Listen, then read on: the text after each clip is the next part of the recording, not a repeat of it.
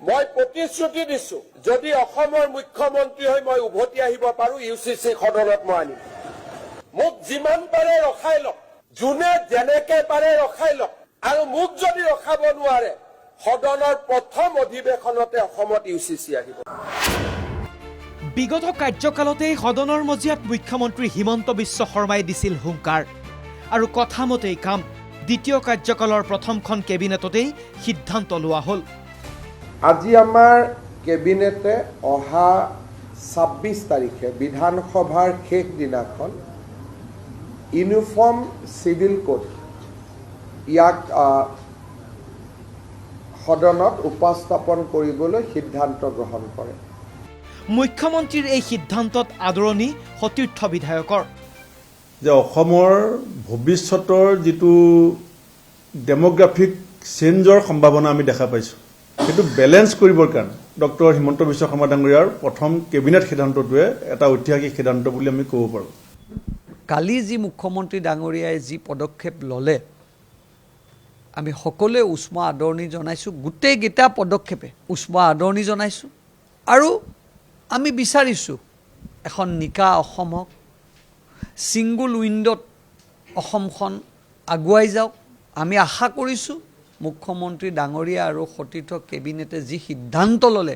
সেই সিদ্ধান্তক উষ্ম আদৰণি জনাইছোঁ মই ভাবোঁ যে এটা আদৰণীয় পদক্ষেপ হ'ব আৰু অসমখনক একেলগে সকলোৱে অসমত সুৰক্ষিত কৰিব পৰাকৈ ইউচিচিখনৰ যোগেদি আমাৰ সুৰক্ষিত হ'ব পাৰিম বুলি আমি আশা কৰিছোঁ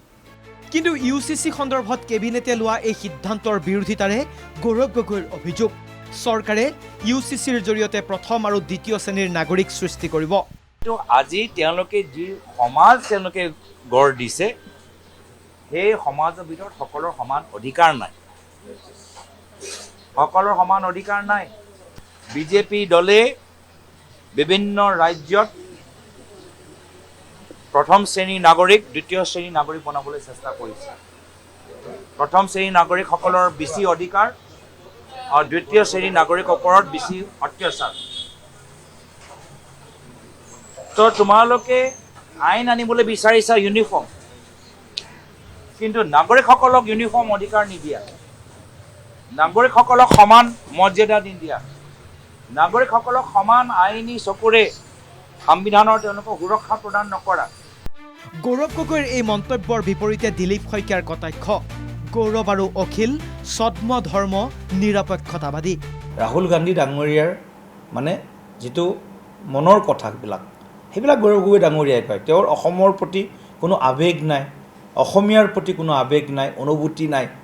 আজি তেওঁ কালি মই ষ্টেটমেণ্ট চাইছোঁ গৌৰৱ গগৈ ডাঙৰীয়াই অত্যন্ত মানে অসমৰ মানুহক অসন্মান কৰি অসমৰ জাতীয় আৱেগক ভৰিৰে মোহাৰি গৌৰৱ গগৈ ডাঙৰীয়া অখিল গগৈ ডাঙৰীয়াৰ যিটো আজি ষ্টেটমেণ্ট আজি অখিল গগৈ ডাঙৰীয়াৰো মই ফেচবুকৰ ষ্টেটমেণ্ট চাইছোঁ গতিকে এই ধৰণৰ অখিল গগৈ ডাঙৰীয়া গৌৰৱ গগৈ ডাঙৰীয়া আমি ক'ব পাৰি অলপ চুডু ছেকুলাৰিষ্ট ছদ্ম ধৰ্ম নিৰপেক্ষতাবাদী লোক এলোক বিজেপি তথা বিধায়ক ভূপেন বৰাৰ টাৰ্গেট আকৌ ৰকিবুল হুছেইন নাম নোলোৱাকৈ ক'লে তেওঁৰ স্ক্ৰিপ্ট মতে চলিলে গৌৰৱ গগৈ থলগিৰিৰ পৰা আঁতৰি গৈ থাকিব যে তেওঁ অকল দলটোৰ ফেচ হিচাপে আছে তেওঁৰ যিজন ৰাজনৈতিক গুৰু তেওঁ লিখি দিয়া স্ক্ৰিপ্ট যেতিয়া পঢ়িব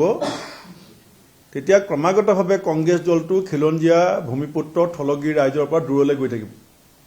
আৰু সেইটোৱে শেহতীয়া তেওঁৰ যিটো ইউচিচি সম্পৰ্কত প্ৰতিক্ৰিয়া সেইটো প্ৰতিফলিত হৈছে অৱশ্যে গৌৰৱ গগৈয়ে নহয় প্ৰদেশ কংগ্ৰেছৰ কেইবাজনো নেতাৰ বিৰোধিতা ইউচিচিক লৈ এই কথাকেইটাত আমাৰ আপত্তি নাই কিন্তু intention what is is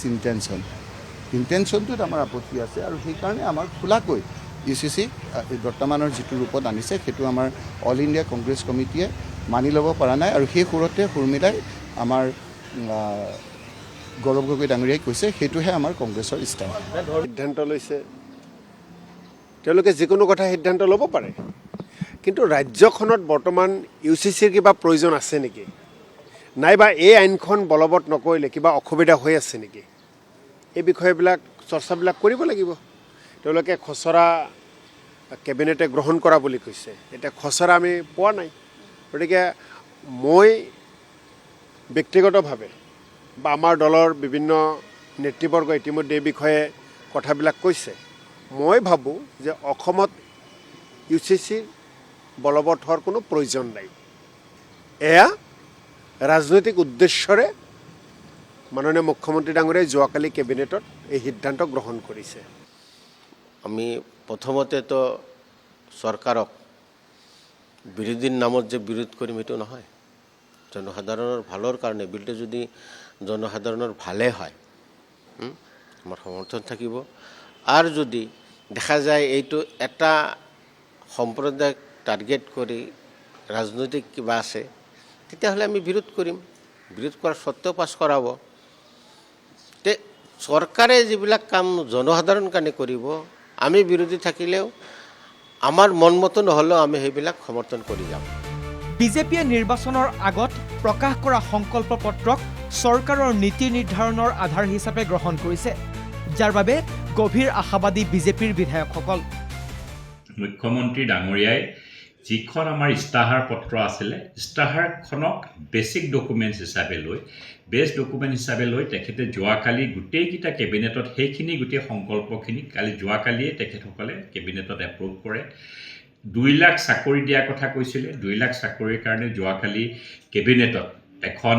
special task force chief ছেক্ৰেটাৰীৰ নেতৃত্বত গঠন কৰি দিয়া হৈছে তেওঁলোকে 3 মাহৰ ভিতৰত প্ৰতিবেদন দিব উল্লেখযোগ্য যে 21 মেত আৰম্ভ হ'ব বিধানসভাৰ অধিৱেশন এই অধিৱেশনতে চৰকাৰে উত্থাপন কৰিব UCC ব্যুৰো ৰিপৰ্ট NKTV